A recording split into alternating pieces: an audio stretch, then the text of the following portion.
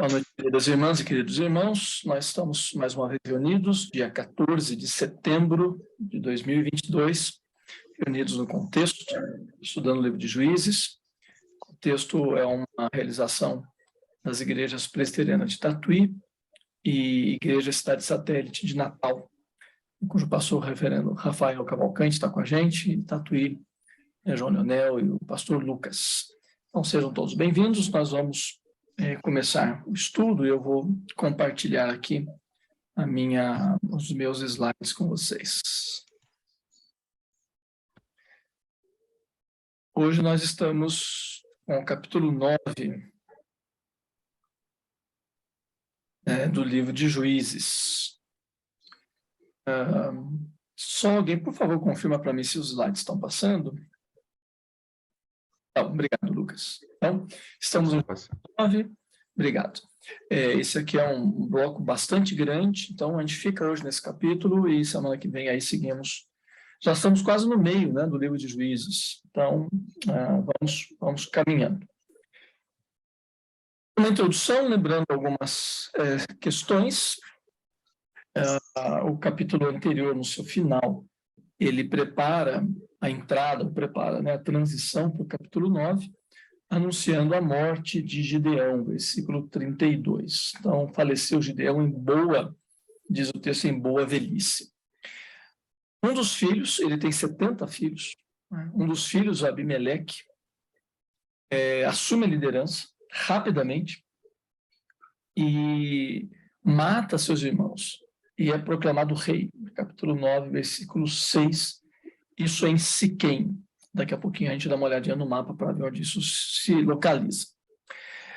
Esse capítulo tem uma questão bastante diferente dos anteriores, porque se até esse momento a gente tem visto em Juízes problemas externos ou tensões externas que povos vizinhos ou não tão vizinhos trazem para as tribos de Israel, diante das quais, então, Deus suscitar juízes, nesse capítulo 9, a gente vai ter um contexto interno, problemas internos dentro de Israel mesmo, das tribos, uma opressão interna. Soma-se a isso, nessa peculiaridade desse capítulo 9, o fato de que a gente não tem um juiz, né? Não há um juiz que Deus levanta. O que há em oposição é o povo ali, um segmento do povo de Israel, que nomeia Abimeleque rei. Então, no lugar de um juiz levantado por Deus, temos um rei escolhido por um segmento aí das tribos de Israel. Essa questão, juiz e rei, antecipa uma tensão que vai aparecer de modo mais contundente mais para frente aí no livro de Samuel. Vocês lembram? Samuel era um juiz, tem aí as referências que falam disso. Enquanto ele é juiz, ele já está velho e ele quer colocar os seus filhos para continuarem sendo juízes sobre Israel, mas o povo não quer, o povo pede um rei. E aí vem todo aquele desdobramento, aquela situação bastante complicada e complexa no livro de Samuel. Então, a gente já tem uma antecipação disso, nessa tensão, né, de em lugar de um juiz que Deus dá, é o povo meio que esquece Deus e escolhe para si um rei. Estamos em tempos sombrios, e eu quero aqui relembrar aquilo que a gente tem falado, que o livro de Juízes vai caminhando numa progressão cada vez pior, ou para uma situação cada vez mais difícil da vida do povo na sua relação com Deus. E aí a questão dos nomes ajuda a gente a entender um pouco isso. Se a gente pegar lá o capítulo 8, versículo 35, né, que é o último versículo do capítulo 8, ele fala de Gideão enquanto com outro nome, né, de Jeru-Baal. Gideão, há uma dúvida aí se ele significa cortador, meio tipo um lenhador, ou destruidor, alguma coisa assim. Agora, Jeru-Baal é uma expressão, na realidade é um nome, mas é um nome que indica uma expressão que significa deixe Baal lutar. Vejam só, o Gideão, que foi o juiz, né, que conduziu o povo aí nas suas lutas de libertação, tem o nome trocado por um nome que exalta Baal, né, o Deus da terra, o grande inimigo de Yahvé. Isso já é um sinalizador de grandes problemas que estão aparecendo e que vão continuar aparecendo nesse capítulo 9 aí, nessa situação que é descrita. Então, essa é uma introdução àquilo que vai aparecer. A gente pode pensar esses capítulos em 3 partes, uma é a introdução, da qual eu acabei de falar agora, depois 2 grandes partes. Capítulo 9, do versículo 1 ao 21, seria a parte 1, onde aparece, então, esse filho de Gideão, o Abimeleque, que é nomeado rei, e se dá destaque ao poder desse homem. Depois, na parte 2, que vai do versículo 22 até o final do capítulo, versículo 57, a gente tem o declínio de Abimeleque, né? Então, ele sobe, é uma montanha, ele sobe e depois ele desce. E um dado que é interessante também para a gente pensar é que esse capítulo, fundamentalmente, ele descreve ações de Abimeleque. Porque a gente vai ter uma fala desse homem só no capítulo 2, versículo 2, e só no final, no versículo 54. Em ambos, ele age como um político. Em ambos, ele está, no primeiro versículo, aí no versículo 2, querendo convencer o pessoal do seu projeto, né, de reinado, e no 54, querendo preservar a sua imagem. O que a gente tem, portanto, e que vai se configurando nesse capítulo, é a imagem de um político extremamente ambicioso. Então, vejam só, né, no lugar de um juiz levantado por Deus, pega, por exemplo, o pai, né? O pai, Deus foi buscar o pai lá, estava junto com o pai dele. Então. Aqui não, aqui é um homem que é arquiteto, organiza, vai tramando para chegar ao poder. Alguns os versículos iniciais, para dar um destaque para umas questões, são interessantes para a gente conversar. Então, tem o Abimeleque, o filho de Gideão, mas que aqui é chamado de Jerubbaal, ele vai a Siquém. Eu já mostro no mapa onde é Siquém. Só que, qual a importância de Siquém? Siquém é a cidade da mãe dele. Então, ele vai aos irmãos da sua mãe, vai aos seus tios, e fala com eles, fala com a casa do pai de sua mãe. Então, né, toda essa linhagem materna. Ele diz para eles assim, na cara dura, olha, eu peço que vocês ouçam, né? Falar e peço-vos aos ouvidos de todos os cidadãos de Siquém. Então ele está dizendo, ó, vocês são da minha família, vão e falem para o povo aí da cidade. E digam para eles o seguinte, o que vocês acham? O que é melhor? Que 70 homens, né? O Abimeleque está dizendo, os meus irmãos, 70 homens, né? Todos os filhos, né, do Jerubbaal dominem sobre vocês, então imagina 70 caras querendo mandar, etc. Ou apenas um domine. E aí ele diz, ó, então vocês falarem para a turma, lembrem que eu sou osso do vosso, osso vosso e carne vossa. Vocês lembram lá, né, do Gênesis, né? Então, osso do osso, carne da carne, significa ter intimidade, parentesco, né? Ser igual. E aí os irmãos, então os tios falam, né?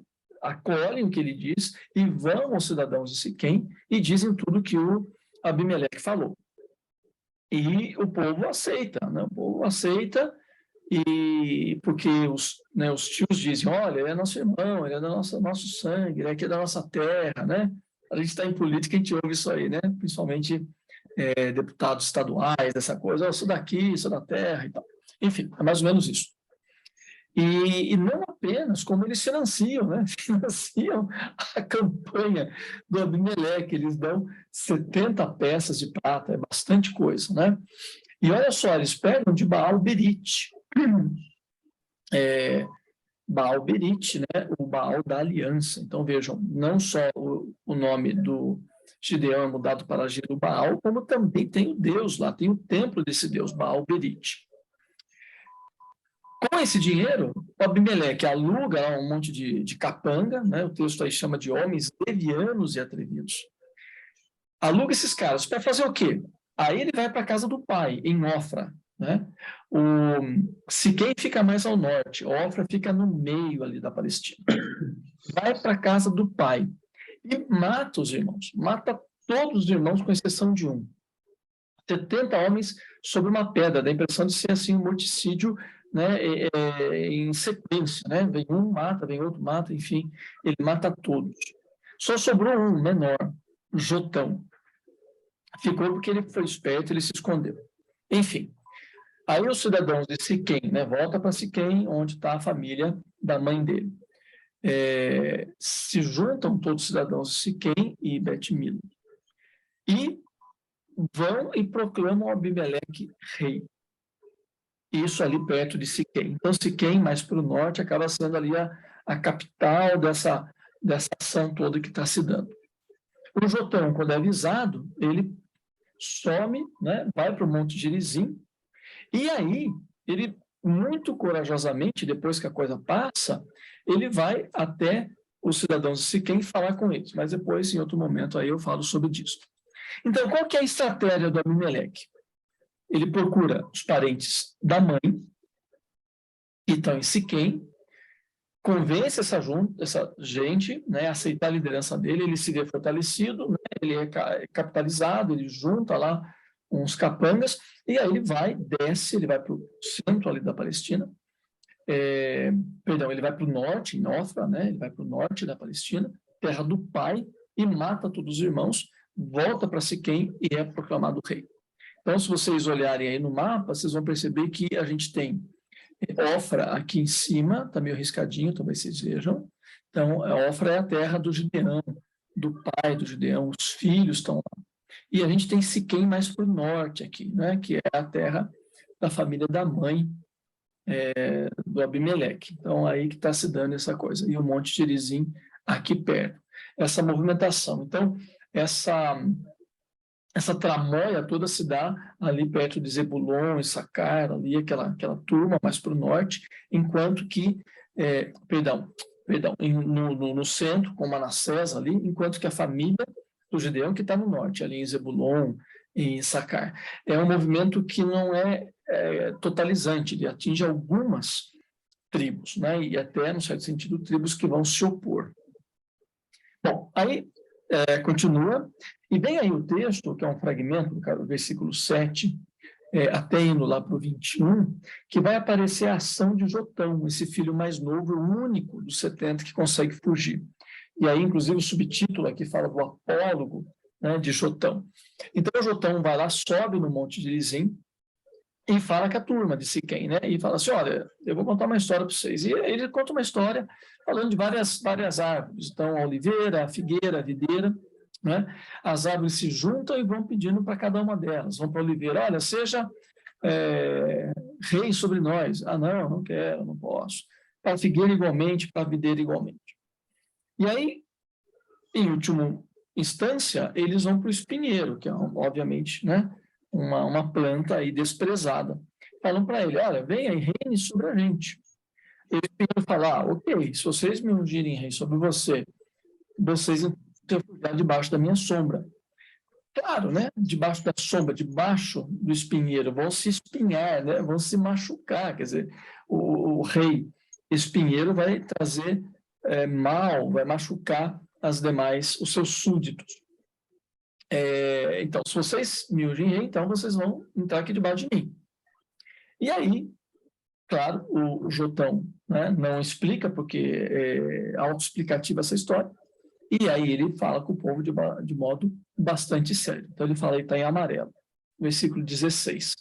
Se deveras e sinceramente procedestes, ele está dizendo, se vocês fizeram certo, proclamando Abimeleque rei, e se ele, de fato, né, agiu corretamente com o Jerubbaal, o pai, e para com a casa do Jerubbaal, o que é a casa? Os filhos, né? De certa forma, o Jotão está sendo aqui irônico, né? Se vocês fizeram tudo certinho, ótimo, não vai ter problema nenhum para vocês. Mas aí vem versículo 20. Mas se não, se vocês fizeram a coisa errada, saia fogo de Abimeleque e consuma os cidadãos de Siquém. Por quê? Porque foram os caras que o consagraram rei. E também saia fogo dos cidadãos de Siquém e consumam a Abimeleque. Ele, né, faz uma maldição aqui. Claro, ele fala isso, obviamente, o Abimeleque nem a moçada gostou, portanto, ele foge, ele vai embora para Beer, que é ali próximo da terra dele, lá no norte, e fica lá porque ele está com medo do Abimeleque. Então, ele dá essa bronca na turminha. Então, vejam só, tentando pôr de modo um pouquinho mais organizado aí essa fala. O Jotão escapou, né? Ele foi para o Monte Gerizim e falou com o povo. Ele exigiu fidelidade do povo a Gideão e à casa de Gideão, né? A casa que praticamente foi destruída, né? Os 70 filhos foram mortos. Ele declara uma maldição sobre Abimeleque e sobre o povo de Siquém e depois sai fora, né? Ele foge. Aí segue o texto. Então, até aqui, né? Até o versículo 21, a gente tem aquilo que, vou voltar aos slides, a gente tem aquilo que eu falei para vocês, que é a parte 1, o aparecimento de Abimeleque e o poder dele. Ele é um cara que, né, faz esse estratagema, o povo aceita, ele é curado rei, ele é um cara poderoso e tudo mais. Agora vai começar a parte 2, que é o declínio de Abimeleque, a partir do versículo 22. Então, vejam lá. Abimeleque domina 3 anos sobre Israel. E aqui dominar também poderia ser traduzido como governar ou como reinar, né? Pode ser que a gente traduza também que Abimeleque reinou 3 anos sobre Israel. Bom, 3 anos. Aí suscitou Deus um espírito de aversão entre Abimeleque e os cidadãos de Siquém, né? Deus faz com que eles não se entendam, a coisa comece a ficar estranha. E aí essa turma de Siquém age aleivosamente, né? Maldosamente, né? com Abimeleque, para que a vingança da violência praticada contra os 70 filhos de Jerubaal viesse e o seu sangue caísse sobre Abimeleque, seu irmão, que os matara. Olha só, o narrador que está contando a história está dizendo por quê. Por que Deus faz com que eles comecem a se desentender? Porque, né, esse cara, o Abimeleque, fez uma coisa muito errada e que deixou Deus muito bravo e Deus agora está querendo dar o troco para ele.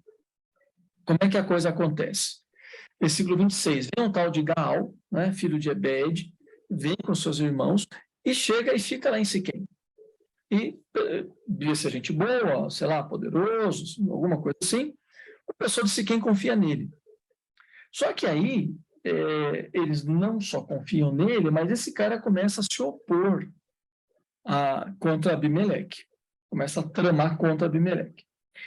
O prefeito, Zebul, aí, versículo 30, sabe disso, né? Deve ter algum trato com Abimeleque, vai e avisa Abimeleque, olha, o cara aí está, né, aprontando, quer te pegar. Faz uma emboscada contra ele, né? Então o cara aconselha o Abimeleque fazer isso e o Abimeleque faz, né? Então vejam o versículo 42. No dia seguinte o povo sai para o campo, o Abimeleque é avisado, aí ele pega os seus homens, divide e fica para emboscar o povo, porque ele não só destrói aquele cara, como agora ele vai se vingar do povo que deixou de ser fiel a ele e começou a seguir o cara, né? Ele se levanta, versículo 43, contra esse povo, né? Ele e os seus capangas e fere a turma, né? Mata o pessoal. E versículo 45, matou o povo, ele entra na cidade, mata o povo que tinha nela. Assolou a cidade, semeou sal, né? Semear sal, aquela coisa antiga de querer tornar a terra improdutiva e também simbolicamente dizendo que, né, nada deve nascer ali. Vejam, ok, o Abimeleque consegue fazer isso. Só que aí ele vai atrás de uma turma que subiu numa torre. Então ele vai lá lutar contra os caras e tudo mais, chega à porta, põe fogo, aquele negócio todo. No entanto, uma mulher estava lá em cima e ela pega e joga uma pedra, né? Os caras estão lá embaixo, ela pega e joga uma pedra de moinho. E a pedra vai e cai na cabeça de Abimeleque e quebra o crânio dele. Aí o cara vê que vai morrer, porque, né, não tem o que fazer. Ele chama o seu escudeiro ali, o seu moço, e fala para ele, olha, então pega a espada e me mata, para que o pessoal não venha dizer que uma mulher me matou. E aí o moço vem e faz exatamente isso, né? Mata o Abimeleque. E aí quando a moçada, né, os seus seguidores veem que ele morreu, volta cada um para sua casa. E percebam que aquilo que foi dito no versículo 27 se cumpre. Então, o versículo, na verdade, que foi dito antes, né, pelo Jotão, e que é reafirmado no versículo 27. Amaldiçoaram Abimeleque, né, o povo, o Jotão amaldiçoou Abimeleque, o povo amaldiçoou Abimeleque. Então, a maldição que vai se estendendo, né? Então, depois de 3 anos, vem toda essa coisa.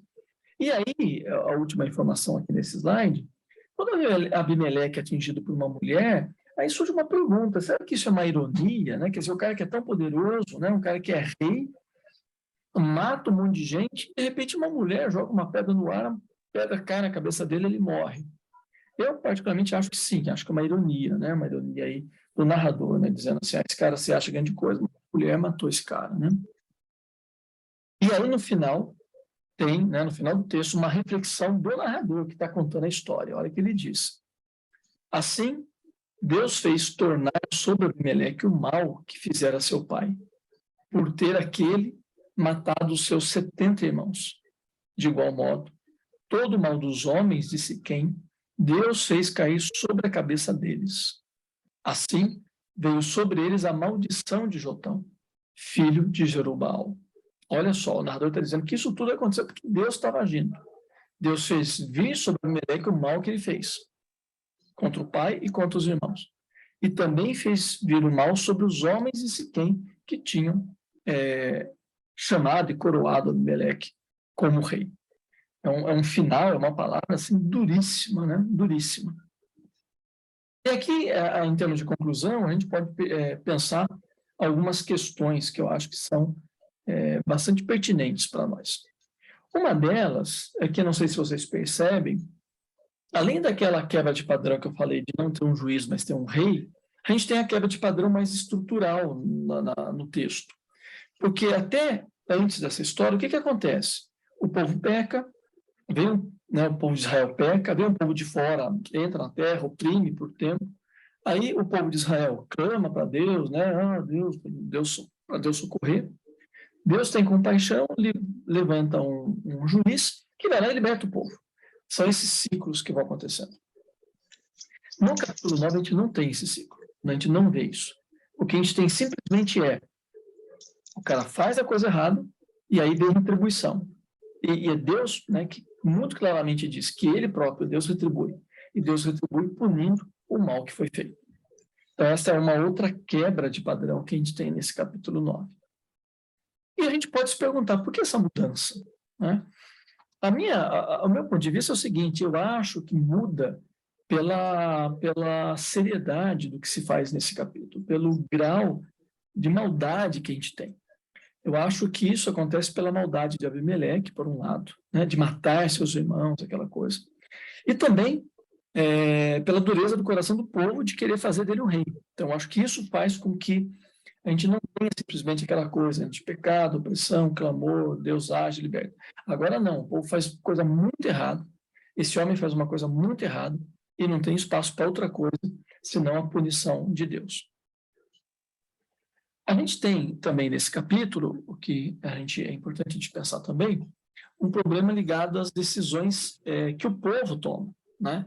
Então, vejam, eles decidem seguir Baal, é uma decisão, e eles decidem fazer de Abimeleque rei. São decisões que eles tomam. E percebam que eles não consultam Deus, eles não vão atrás de nenhum profeta, nenhuma profetisa. Pessoas internas deles, eles não estão sendo oprimidos, não está acontecendo nada. Então, essas decisões internas são elas que geram o mal e são elas que depois, como decorrência, trazem a ação punitiva de Deus. Me parece importante também salientar a importância do Jotão, né? Jotão é um rapaz corajoso que aparece, faz o que tem que fazer e vai embora. Só que ele é muito importante, porque é ele que põe na história essa maldição que vai ser o mecanismo que vai ficar por trás da história do Abimeleque, esperando as coisas acontecerem. Se a gente não tivesse a maldição do Jotão, a gente não conseguiria compreender de modo mais claro que é Deus que está movendo essa maldição. Então, Jotão é muito importante, na medida que ele é um elemento que faz a narrativa andar, mas também, do ponto de vista dele enquanto personagem, ele é muito importante, porque ele confronta o irmão poderoso. Esse irmão lá, o irmão foi lá e matou 69 irmãos dele. E ele é o menor, e ele tem coragem de subir no monte e falar para o povo e detonar o povo e o seu próprio irmão. O que é uma coisa muito interessante, né, para a gente pensar e que nos alerta, né, em momentos assim terríveis e tal. A gente tem que pensar no nosso compromisso com Deus e o que a gente pode fazer. Né? Jotão foi lá e fez. Então, eu acho que aqui, eu vou parar de compartilhar, para a gente poder conversar um pouco. É um texto, assim, né? E eu sempre lembro do Rafael quando eu falar isso. É um texto que não tem muito espaço para a gente, né, ficar mais, mas dá para melhorar. Dá para melhorar, né? Só piorou, né? O único bonzinho ali é o Jotão, é o menino, né, que tem muita coragem, mas é um texto extremamente pesado. E talvez a gente que conhece meio superficialmente juízes assusta, porque a gente tem aquela ideia, são juízes, aquela coisa, né? Lá da opressão, o povo pede, vem um juiz, depois o povo bagunça de novo, daqui a pouco aparece lá o Sansão e assim vai. Não, né? A gente tem o Gideão, que o povo já queria fazer rei, ele não quis. No entanto, o Gideão, como a gente já estudou, faz lá aquela história, aquela coisa, e que gera idolatria. E aí, vejam só, ele abre espaço para o filho fazer alguma coisa semelhante, né? E aí tem o povo que se deixa, né, ludibriar, até que ponto, né? Até que ponto o povo é enganado, até que ponto o povo quer mesmo aquilo, né? E só que como queria, depois deixou de querer, né? Porque depois se volta contra o Abimeleque. Ou seja, essas coisas políticas, assim, quase que, ou meio que, né? Ou muito que, acabam enojando a gente, né? Mas essa é uma grande realidade, e ver isso lá em Israel é terrível. E meu ponto de vista, sabe, gente, mais terrível ainda é ver como Deus é, é radical aqui, né? Deus não passa pano, né? Como a moçada fala. Deus não deixa barato. O cara foi mal, o cara fez o errado, e Deus não deixa barato. Deus vai lá, pune, e diz por que pune, né? E diz por que pune. Bem, mas é isso. Eu queria abrir para a gente trocar ideias e conversar. Eu vou parar aqui a gravação, então, nesse momento.